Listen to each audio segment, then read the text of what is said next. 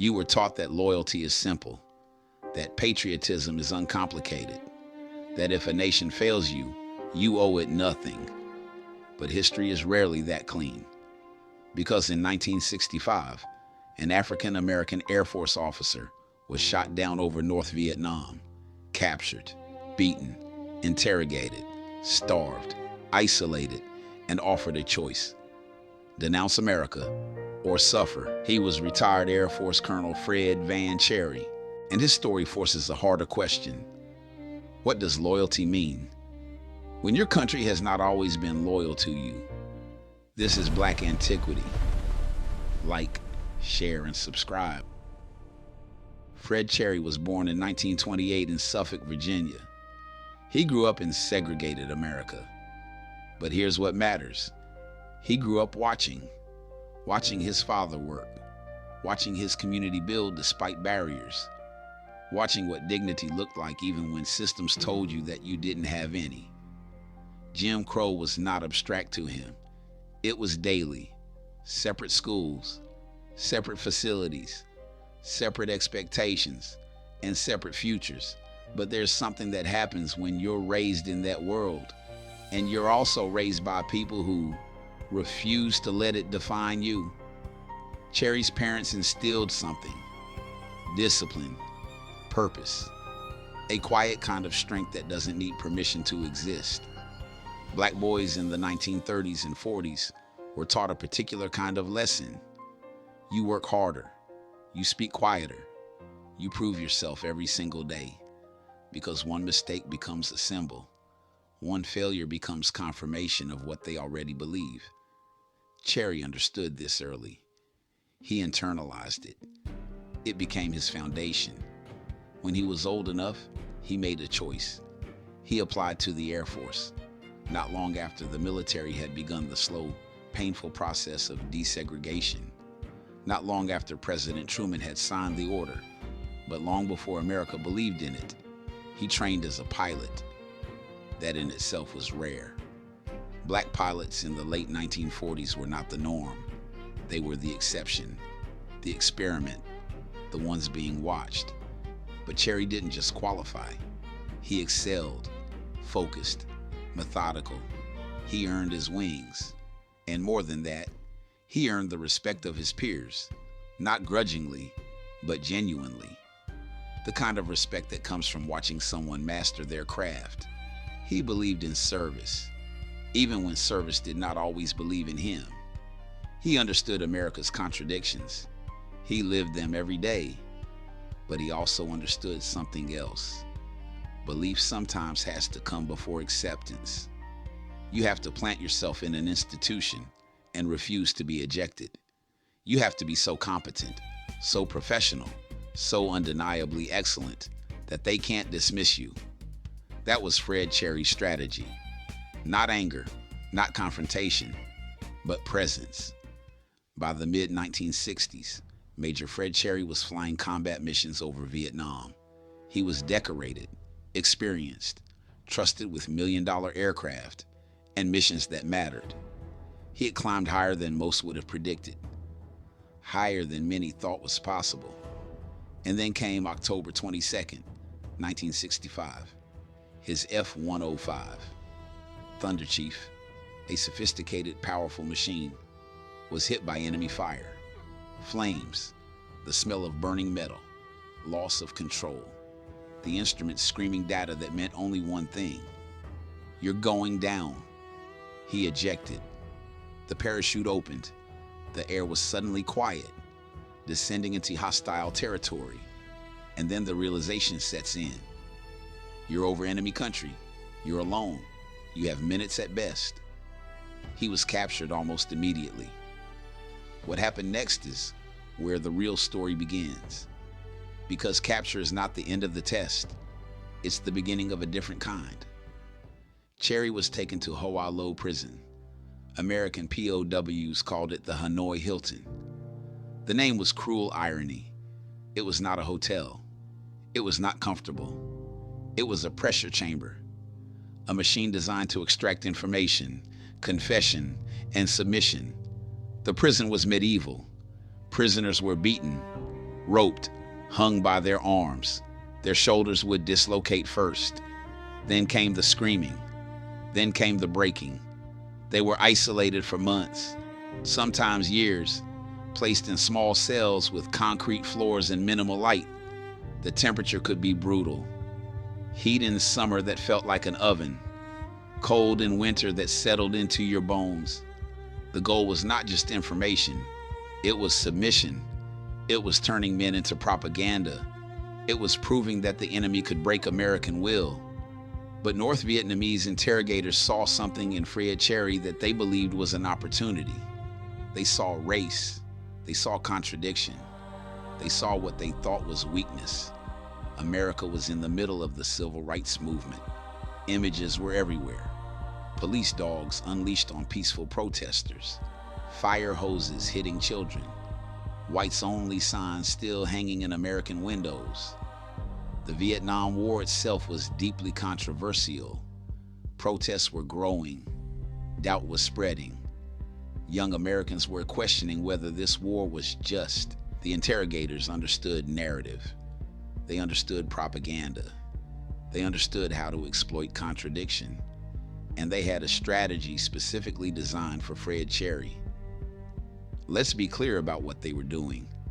They weren't just trying to extract information. They were trying to recruit him, to turn him, to use him, to prove that American racism could do what their bombs could not. They believed a black American officer would be easier to manipulate than white prisoners, more susceptible to suggestion, more resentful, more likely to see America as the real enemy. So they told him, "Your country discriminates against you. Your country treats you as second class. Why defend it? Why not expose it? Why not make a statement? Think about what you could tell the world. Think about the truth you could speak." They offered him improved treatment in exchange for cooperation.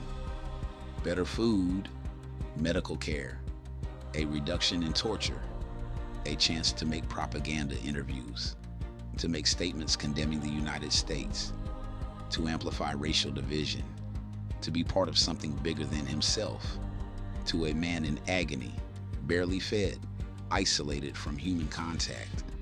This was temptation, not because he was weak, but because pain has a way of making compromise seem reasonable, because isolation whispers to your mind that betrayal might bring relief, because 3 years of torture would break almost anyone. It would have been easy to justify. So easy. America had not been perfect to him. It had not been fair. It had not always been just. He had experienced racism. He had been treated as less. He had fought for a country that in many ways did not fully fight for him. A powerful man could have made that argument. A reasonable man could have made that argument. But Fred Cherry refused, over and over, for years. Let's talk about what that refusal actually cost. He endured brutal torture. We have to be specific about this because it matters. It's not abstract.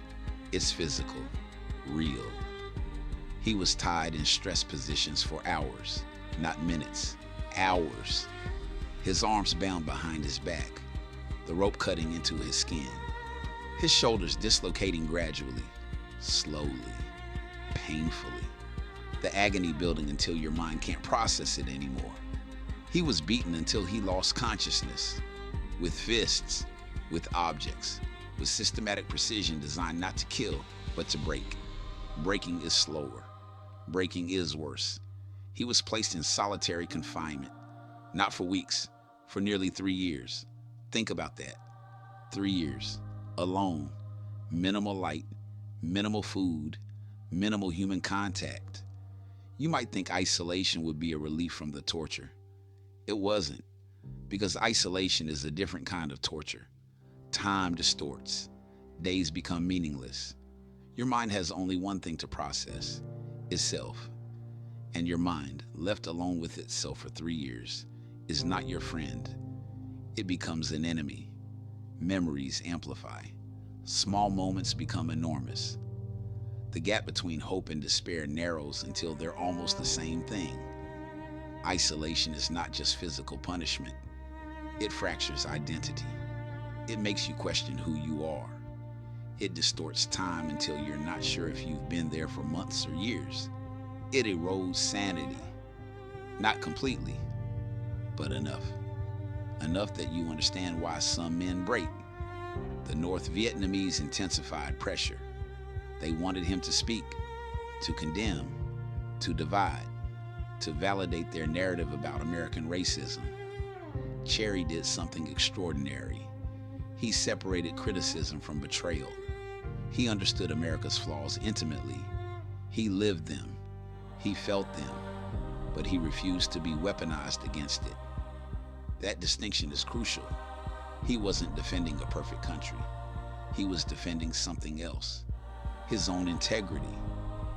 The difference between analysis and accusation, between truth-telling and propaganda, between legitimate criticism and collaboration with enemies.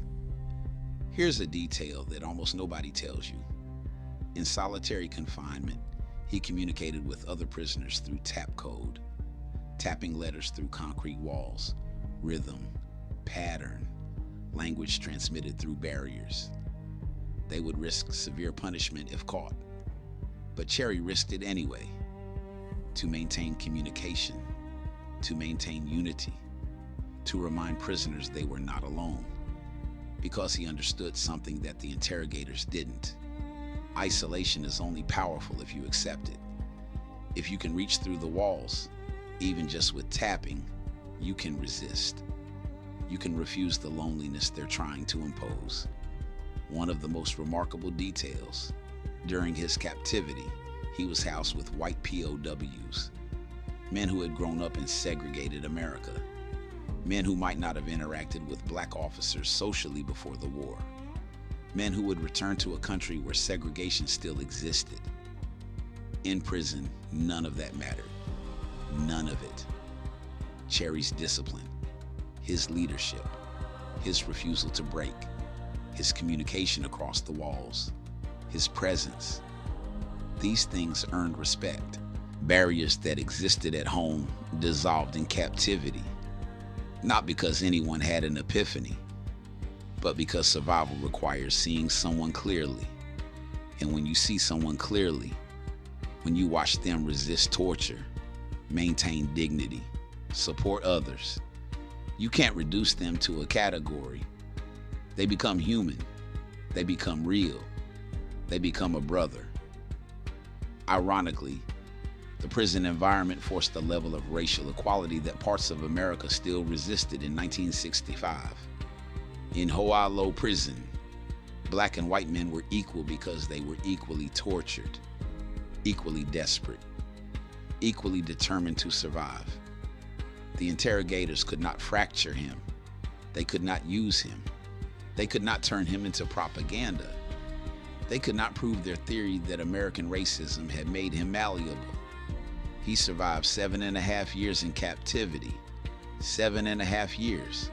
Think about that number. Let it settle. He was released in 1973. Operation Homecoming. American prisoners coming home. He stepped off the plane thinner. Scarred. Both visible scars and invisible ones, but intact. His mind was intact. His sense of self was intact. His dignity was intact. He returned to an America still wrestling with race, still divided, still imperfect, still working through what it meant to be a nation that had segregated its military while sending that military to fight for freedom. And he did not lash out. He did not grandstand. He did not become bitter. He continued to serve. He retired from the Air Force as a lieutenant colonel. Think about that. A black officer, shot down, captured, tortured, offered a chance to embarrass a nation that had not always treated him equally, offered a chance to validate the very criticisms that were legitimate. And he chose integrity. He could have written books, could have become a speaker, could have made a platform out of his suffering. Instead, he chose quiet dignity. That doesn't mean he didn't talk about his experience. It means he talked about it on his own terms, to those who truly needed to hear it, with the same discipline he had always exercised. This is not blind patriotism.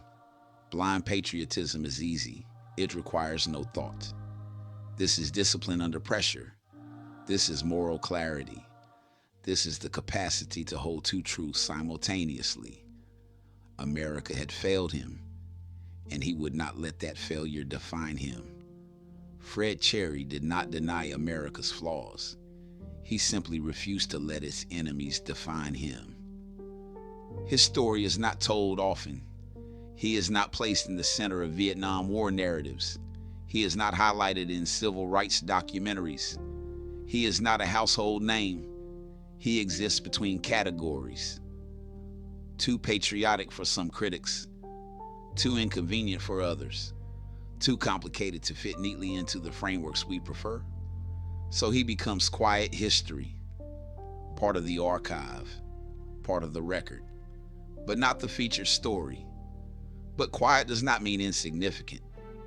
Fred Cherry survived torture, survived isolation, survived propaganda manipulation, survived the attempt to weaponize his own legitimate grievances against him, and returned without surrendering his dignity. That is strength. That is complexity. That is a form of loyalty that does not erase injustice, but refuses to let injustice be exploited. Major Fred Vann Cherry, pilot, prisoner of war, survivor, and proof that character is forged under pressure, not in comfortable times, but in the moments when everything costs something. That's the real test, and Fred Cherry passed it. This is Black Antiquity. Please like and subscribe as we share the stories of Black legends they try to erase.